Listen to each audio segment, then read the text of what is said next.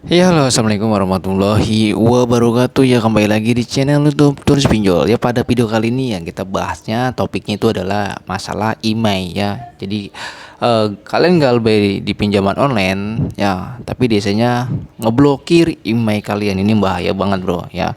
Jadi kita bahasnya itu ya bro, tentang email. Nanti kalian bisa simak apa yang gue jelaskan dan apa yang gue sampaikan di dalam video gue ini, dan ini pernah terjadi dan ini pengalaman gue ya. Jadi gue coba sampaikan kepada kalian agar kalian tuh bisa mempelajari dan kalian bisa belajar dari informasi apa yang gue sampaikan. Oke, sebelum gue masuki video selanjutnya ya, di sini gue ya bantu dukung channel YouTube Terus Pinjol dengan cara kalian ketikkan saya itu di bawah itu, klik subscribe, lalu lagi kalian ketika klik itu tombol like-nya ya, lalu kalian bagikan ke teman-teman kalian entah di media sosial, Facebook, WA ataupun dimanapun. Kenapa harus dibagikan? Karena agar teman-teman kalian yang di luar sana ataupun teman kerabat kerja dan lain-lainnya, ketika mereka yang belum paham dengan dunia pinjaman online, ketika dia menonton video ini mereka paham dan mengerti ya. Itu jadi buat teman-teman juga, kalau memiliki pertanyaan seputar pinjaman online silakan kalian ketikkan di kolom komentar. Oke, itu saja ya. Jadi akan kita bahas topiknya, yaitu mengenai ya email handphone yang kalian gunakan di dalam handphone itu ya, kalian ajukan untuk dipinjaman online. Nah, di sini ya kita bahas dari awal dulu, kita urutkan dulu. Tapi sebelum itu gua mau ngopi dulu, Bre. Mau ngopi dan gua sambil bakar rokok. Oke, gua jeda dulu sebentar. Oke, Bre, gua udah ngopi dan sambil ngerokok. Kita sini kita bahas santai-santai aja ya. Jadi buat teman-teman di sini ya, di sini mungkin durasinya agak sedikit panjang, sekitar 15 atau 20 menit. Kalau sudah nyampe 20 menit mungkin akan gue skip dan akan gue lanjutkan ke sesi berikutnya, karena gue takut kena komplainan dari teman-teman nih, katanya videonya terlalu panjang. Oke. Mengenai email. Ya, jadi banyak banget tuh ya berseliweran di dalam grup Telegram gua itu ya. Anggota gua itu banyak yang melaporkan ataupun takut gitu ya, bahwasanya dalam chat itu chat dari DC pinjaman online, entah itu legal ataupun ilegal, pasti dia sering banget menggunakan kata-kata eh, dalam tanda kurung, email Anda sudah ada di kami, atau mereka bilang mengatakan kami akan melacak melalui email kalian. Pokoknya bahasa-bahasa yang kayak gitulah yang sering kalian dengar ya. Ya paham ya. Nah, ketika kalian mendapatkan itu, pasti tentunya kalian kalau yang nggak ngerti, nggak paham, itu akan takut banget bro. Ya, akan takut banget masalah email. Perlu kalian ketahui bahwa email itu tidak bisa dilacak. Itu sesuai dengan himbauan dari Kominfo. Kalian coba baca saja di berita tentang email. Email itu tidak bisa dilacak ya bro. Kalian baca saja di tentang yang himbauan dari Kominfo. Itu udah lama banget bro beritanya. Nah, terus lanjut lagi masalah email. Email itu adalah identitas, lebih gampang gitu. Ya, email. Identitas mobile identity gitu. Kalau nggak salah gitu ya bahasanya, gue lupa bahasa Inggrisnya gitu ya. Pokoknya itu kita bahasa menyimpulkannya itu adalah ini apa namanya, identitas. Email itu adalah identitas ya. Jadi handphone kan tuh memiliki identitas ya, yaitu nomor seri ataupun nomor emailnya. Nah, kalau kalian itu kan identitasnya kan KTP, sama seperti kayak handphone ataupun perangkat lain-lainnya. Jadi pertanyaannya itu adalah, apakah email itu bisa dilacak? Tentu tidak ya, itu sesuai dengan himbauan dari Kominfo. Atau bisa disadap? Enggak. Tapi kalau dia mendapatkan email kita itu pasti bisa. Kenapa kok bisa? Karena kita sudah melakukan install aplikasi dalam perangkat kita. Ketika kita install, maka mereka akan dapatkan semua identitas yang ada di handphone kita, dari segi email, terus jaringan, terus spek dari handphone kalian, merek handphone kalian, dan bahkan juga IP address kalian. Itu mereka sudah dapatkan semua. Ketika mereka dapatkan itu semua, mereka itu hanya untuk ya analisa doang bro, nggak bisa buat ngapa-ngapain lah, nggak bisa buat ngapa-ngapain bro ya. Jadi kalian nggak usah takut masalah itu. Tapi di sini gue dapatkan informasi yang harus gue sampaikan. Sebenarnya nih pengalaman pribadi gue yang sudah lama banget ya. Pengalaman gue yang sudah lama banget. Kemudian ada member yang menanyakan tentang email, dan ada kesempatan gue untuk membahasnya. Jadi kalian tuh harus pahami apa yang gue sampaikan, dan kalian tuh harus benar-benar menyimak sampai selesai. Jadi kalau nanti kedepannya itu setelah nonton video ini ada pertanyaan, silahkan kalian ketikkan di kolom komentar, ataupun kalian sudah mengerti tentang email, silahkan juga ketikkan di kolom komentar, agar kita sama-sama di sini sama-sama belajar ya, karena di sini kontennya konten edukasi. Jadi kita sama-sama belajar di sini, sama-sama saling sharing. Nah, di sini gue punya pengalaman yang terburuk bagi gue sendiri ya. Ketika gue galbay di sebuah aplikasi pinjaman online legal. Dulu itu lama banget bro. Itu sekitar tahun 2020 kalau nggak salah ya. Udah hampir 3 tahun belakangan inilah pokoknya. Dulu itu gue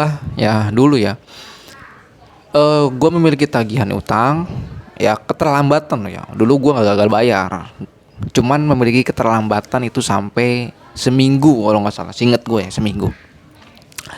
Ya, jadi gue memiliki tagihan utang itu ya dulu di aplikasi 360 kredit dulu itu. Nah dulu gue tuh hanya telat 360 kredit ya sekitar 7 hari. Dulu DC itu sebelum gue terjun ya ataupun membuka grup Telegram edukasi tentang pinjaman online, itu gue pernah telat, dan gue diperlakukannya tidak enak banget sama DC via WA itu.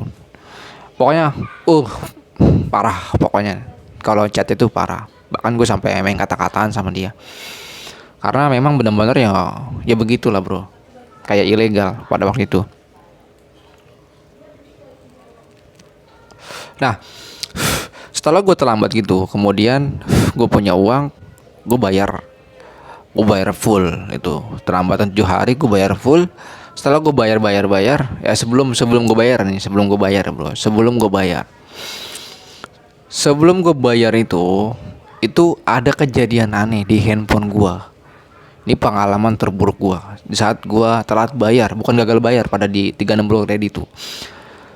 Di 360 kredit itu dulunya gue mengalami telat bayar, dan setelah gue mengalami telat bayar itu banyak banget keanehan di handphone gue.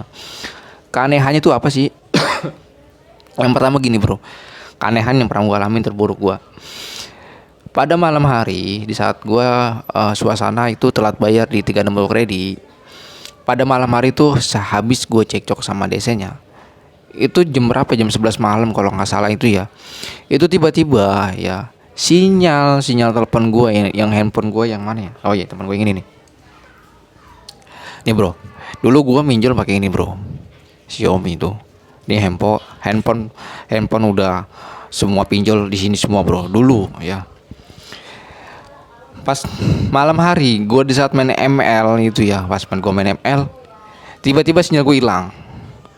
Sinyal ya seluler itu ada berlambang X di atas. Itu pengalaman terburuk gue. Lalu kemudian setelah itu gue kira cuman SIM cardnya aja ya yang masalah ya. SIM cardnya artian mungkin sinyal dari kartu gue yang bermasalah ya, apa entah lagi ada maintenance gitu kan. Gue tungguin sudah melakukan hal-hal yang sederhana seperti kayak gue mode pesawat, pokoknya seperti itulah. Gue sudah lakuin tuh, tetap sinyalnya X. Setelah gue tungguin, akhirnya gue ketiduran, dan akhirnya besok paginya tetap masih X saja. Lalu gue cari informasi mengenai ini ya, ternyata gue cek ke counter itu orang counter bilangnya gini, ini emailnya keblokir bang gitu, harus diregis ulang gitu, kata si orang counternya. Regis ulang katanya. Gue bingung dong ya kan, ini handphone nggak tua-tua banget pada waktu itu ya, pada zamannya itu 3 tahun belakangan itu, ini nggak tua-tua banget gitu loh, ini resmi gitu kan. Emailnya keblokir bro ya, emailnya keblokir. Akhirnya gue otak-atik gitu. Gue udah ngelakuin cara macam cara apapun, itu nggak membuahkan hasil. Di counter juga sama, mereka bilang emailnya keblokir. Tapi yang anehnya bro, ada yang anehnya. Itu setelah gue cek di Kemenperin ya, gue coba cek email gue di Kemenperin itu statusnya terdaftar di database dia gitu loh. Email gue terdaftar di database dia. Tapi ini kata orang kontra, orang yang ngerti dalam dunia HP ini ya, orang-orang teknisi handphone. Itu katanya email gue keblokir, sedangkan email gue terdaftar di Kemenperin. Kan aneh banget gitu loh ya bro. Gue coba-coba ke counter manapun gitu ya, itu dibilang email keblokir gitu. Apakah dari perangkat, apakah dari hardware gitu kan. Itu mereka bilangnya seperti itu. Atau dari IC-nya gitu. Bisa sih ganti IC gitu kan, cuman biayanya mahal bro. Gue udah tanya mahal. Bisa dipulihkan lagi seperti semula, itu ya biayanya mahal. Jadi gue inget-inget gitu, wah jangan-jangan gue di 36 blok ready sama DC-nya nih gitu kan. Gue mikirnya udah halus seperti itu. Nah setelah itu ya, setelah gue sudah pasrah lah, masa bodoh gitu kan, masa bodoh, akhirnya gue coba minjol lagi kan gitu, minjol lagi. Akhirnya gue dapat handphone yang ini nih, handphone Oppo ya. Dapat handphone ini yang gue sekarang gue pakai buat ngerekam. Nah setelah itu ya, beberapa tahun ke depan itu kan, itu heboh di dunia kerjaan gue, lingkungan kerja gue, heboh masalah pinjaman online. Karena pada waktu itu di berita itu lagi rame-ramenya masalah sebar data ya. Akhirnya teman-teman gue yang dalam kerjaan itu ngomongin masalah pinjol gitu kan. Gue dengerin, padahal gue tahu, gue dengerin aja gitu kan. Terus teman gue itu ngobrol gitu, cerita gitu. Jadi teman gue ini, teman kerjaan gue, sedikit informasi yang kalian harus ketahui ya. Dan di sini gue bukannya nakut-nakuti, tapi hanya berbagi ya informasi saja ya kepada kalian, bukan untuk menakut-nakuti, tapi untuk informasi aja ya. Karena jangan sampai kalian seperti kayak gini ya. Itu ada informasi dari teman-teman gue. Dia orang Polres, itu orang seberang sana. Dia cerita. Dia bilang gini, orang seberang sana ya, bukan orang Polres yang tadi gue salah nyebut. Dia bilang gini bro. Dia bilang itu ada tetangga gue, dia cerita gini, itu ada tetangga gue ya, satu kampung itu kena sebar data gitu, kata dia gitu. Itu korbannya itu hampir mau bunuh diri katanya. Setelah ngobrolin kayak gitu, nah teman gue ini dia punya teman lagi. Teman gue ini punya temannya lagi, dia adalah seorang DC ya, seorang DC pinjol ya, seorang DC pinjol yang statusnya ilegal. Itu temen gue cerita, dia ngobrolin tuh masalah-masalah kayak gitu. Jadi DC itu dulu ya, bukan sekarang ya. Ini bisa kalian garis bawah, itu dulu bukan sekarang ya bro. Nanti setelah itu ya, temen gue itu ngobrol gini. Ini informasinya menurut dari temen gue. DC-nya ini itu dia menyuruh orang dalam bidang IT, orang yang ngerti dalam bidang IT. Misalkan gue DC nih bro, tolong dong nih kerjain orang ini nih, blokir emailnya, di gue kasih. Begitu bro. Jadi dia menyuruh orang ataupun orang yang mengerti dalam bidang IT itu untuk menyuruh blokir email kita, agar email kita ini ya terblokir. Gue nggak tahu caranya, dia bisa ngelakuin kayak gitu. Ya, itu menurut informasi dari teman gue bro. Nah setelah gue mendengarkan itu, gue jadi flashback kejadian dulu yang masalah handphone gue yang ini bro. Ya, setelah gue flashback, jangan-jangan email gue keblokir ya gitu. Tapi gue buang halu itu, gue buang bro. Mungkin saja karena memang udah masa expirednya habis. Gue berpikir seperti itu. Ya, tapi ya kalian bisa ambil pelajarannya ya. Jadi ketika kalian ya melakukan install aplikasi pinjol ilegal, itu kalian harus hati-hati bro. Ya, takutnya jangan sampai terjadi apa yang tadi gue sudah ceritakan. Tapi gue sudah meriset ya belakang ini hasil riset gue, ternyata belum ada gue menemukan. Baru gue doang yang ngalami. Tapi gue hasil riset dan di dalam grup gue temen, di forum-forum lain itu nggak ada bro.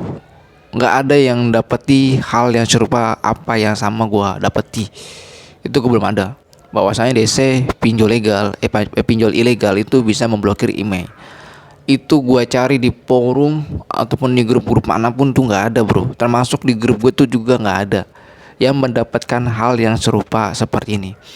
Jadi kalian bisa ambil kesimpulan bahwa kesimpulan gue gini bro, bahwa DC dari pinjaman online ilegal itu tidak bisa memblokir email kecuali masa expired kalian sudah habis ataupun status handphone kalian tuh adalah handphone ya gelap. Ya, jadi bisa saja kena keblokir. Jadi buat teman-teman yang saat ini bingung masalah email, takut diblokir, takut disadap, itu bohong bro. Itu bohongan. Mereka bisa menyadap. Itu apa yang mau disadap bro? Orang gak ada akses. Itu cuma identitas doang. Ya, email itu cuma identitas doang. Lalu dia bilang katanya mau hack, mau apa gitu. Enggak bro, nggak bisa gitu. Ya, kecuali dia memasukkan sebuah virus ke dalam handphone kalian. Nah itu bisa. Mau hack gimana bro? Kecuali WA kalian dihack gitu. Dan itu kalau untuk menghack seperti itu mempunyai skill yang sangat tinggi bro. Bukan orang-orang yang sukanya nonton tutorial di YouTube lalu dia melakukan hacking gitu. Enggak. Orang-orang yang sudah mahir dalam dunia IT ataupun di dunia cyber ya, melakukan hacking handphone secara jarak jauh ataupun hacking WhatsApp, itu ya orang-orang yang levelnya sudah tinggi gitu kan. Bahkan orang-orang itu tidak pernah menongolkan mukanya ataupun menongolkan identitasnya di media maya kayak gitu udah bro. Jadi selama ini gue temuin tuh nggak ada bro penyadapan melalui email tuh nggak ada. Sepengalaman gue tuh Galbay nggak ada. Masalah diblokir, gue ambil positifnya aja ya. Itu memang karena mungkin saja ini masa expirednya habis ataupun masalah dari IC dari emailnya ini yang bermasalah. Intinya seperti itu ya. Jadi bagi teman-teman yang memiliki pertanyaan seputar email ya, email dalam artian sini ya konteksnya adalah pinjaman online, itu kalian coba ketikkan di kolom komentar. Anda memiliki pengalaman hal yang terburuk dari gue, coba kalian ketikkan di kolom komentar. Coba kalian ceritakan, nanti kita akan bahas lebih lanjut ya. Kalau misalkan video ini rame dengan komentar-komentar pertanyaan kalian, nanti kita akan lanjut videonya ya, membahas email gitu. Tapi buat teman-teman tadi kalian sudah megang pondasinya, yaitu adalah email adalah identitas ya, identitas perangkat yang kalian gunakan, itu handphone kalian. Itu hanya identitas ya. Mereka tidak bisa melakukan yang namanya penyadapan, pelacakan, enggak bro, nggak bisa bro ya. Kalau melalui jaringan ataupun BTS ya, provider itu bisa, tapi itu hanya dari instansi aja bro ya, orang-orang yang ada di negara ini yang megang kekuasaan negara ini, seperti kayak polisi ya ataupun cyber Polri, itu bisa bro untuk ya melacak handphone kita ya, ataupun melakukan pencarian ya melalui handphone kita. Seperti kalian menggunakan nomor apa, kartu apa, itu mereka bisa mencari hanya dari instansi aja bro. Tapi kalau orang-orang seperti kayak swasta yang tidak ada hubungannya dengan negara gitu, mereka nggak ada akses bro. Dan itu nggak ada sembarangan ya, mereka itu kayak gitu nggak sembarangan. Jadi buat teman-teman jangan takut ya ketika kalian mendapatkan hal yang serupa seperti itu ya. Lagi pula kalau dia melakukan pelacakan itu ya, kalau gue bilang BO aja sih ya, BO aja ya. Kenapa BO? Mereka sudah memiliki data lengkap kita. Kenapa harus melakukan pelacakan? Kan BO gitu kan. Ya, jadi itu aja informasi yang gue sampaikan. Ya, kalian bisa ambilkan positif dari apa yang gue jelaskan dalam video ini. Semoga saja informasi ini bisa bermanfaat bagi kalian dan tetap semangat untuk Galbay. Dan juga buat teman-teman yang saat ini ya sedang bingung ataupun takut masalah utang pinjaman online ataupun menghadapi teror ancaman dari DC, itu kalian tidak perlu lagi takut. Dan kalian tuh harus banget wajib ngeblokir kalau misalkan DC-nya yang sudah banyak spam chat ataupun sudah menekan ataupun kata-kata yang tidak enak, kalian wajib banget untuk ngeblokir ya. Pesan gue itu aja bro ya. Mungkin itu saja video yang gue sampaikan. Assalamualaikum warahmatullahi wabarakatuh.